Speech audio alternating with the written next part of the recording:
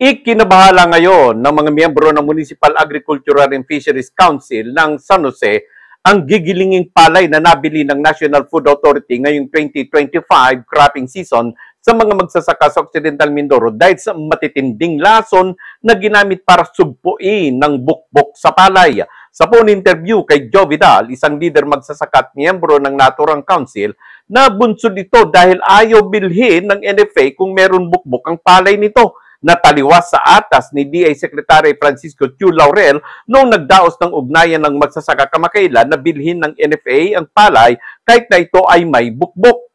Ayon pa kay Vidal na kulang sa kaalaman ng mga farmers sa paggamit ng mga chemicals o lason sa pamatay kulisap, basta't ang nais nila ay gamitin ito, patayin ang peste at ibenta sa NFA para makabayad sa mga pagkakautang na may tubo at gamitin ngayong pasukan.